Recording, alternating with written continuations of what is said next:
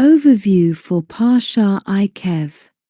As was explained in the previous Parashah 1, although God did not fully grant Moses' request that our divine perception be characterized by the certainty associated with the sense of sight, he nevertheless did implant this level of divine perception in our latent, subconscious minds. This subliminal perception endows us with the conviction necessary to fulfill our God-given mission, to promulgate and disseminate divine consciousness throughout the world. At its initial, literal level, this mission focuses on the national duty to conquer the land of Israel from the nations who personify the deification of worldly forces and antagonism to divine awareness.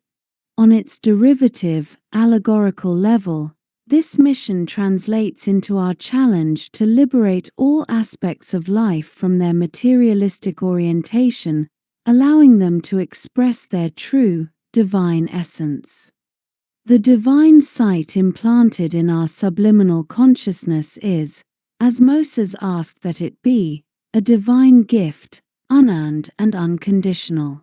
It is our job to actualize it, to bring it from subliminal to sentient consciousness.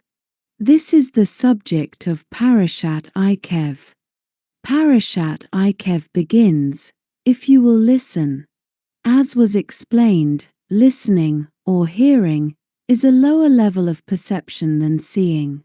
Indeed, the name of this parashah, Eikev, literally means heel, the lowest extremity of the body and perhaps its most insensitive part.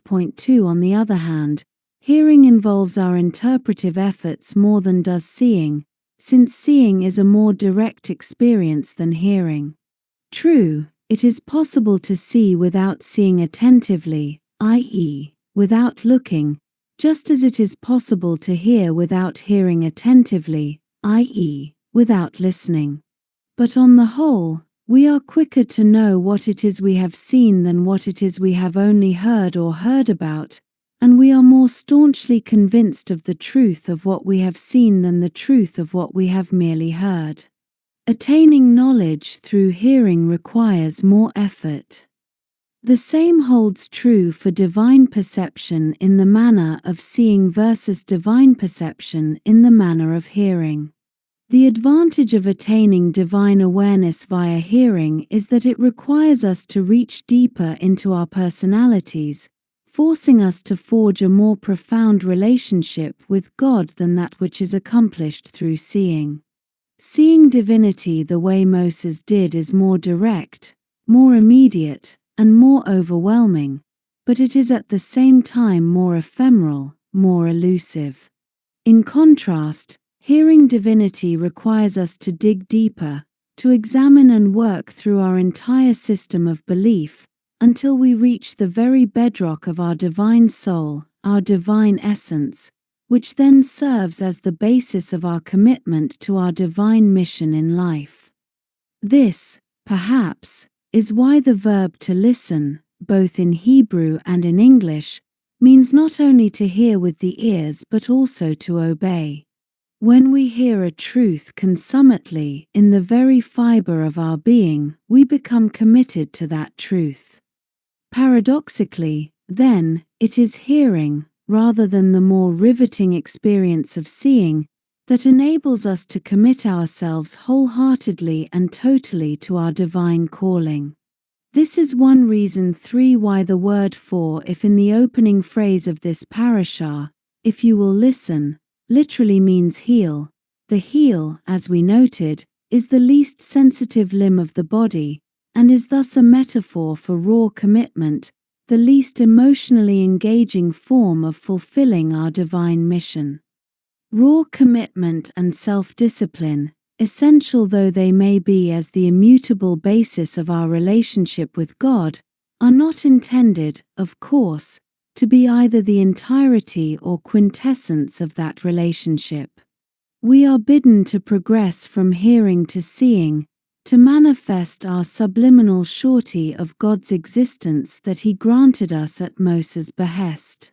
Living life on this level of divine awareness is a much loftier experience since, as we said, the experience of seeing overtakes our entire consciousness. All our faculties of intellect, emotion, and expression are imbued with this heightened energy. The culmination of this process is alluded to in the following Parashah, Re-A, which opens with the words, "See, I have placed before you this day." For the implied promise is that if we fully and truly hear, as detailed in Parashat Eikev, then even in the overall exilic context of hearing, we will be granted the ability to consciously experience the subconscious divine sight, to see God's eye, that was implanted within us in Parashat V'etchanan.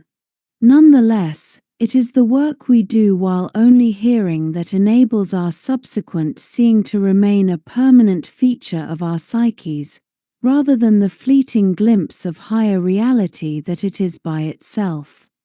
Thus, in this parashah, Moses continues his review of Jewish history with the immediate aftermath of the giving of the Torah, which he recounted in Parashat V'etchanan, the incident of the golden calf and the mechanism of return to God and reconciliation with him, teshuvah.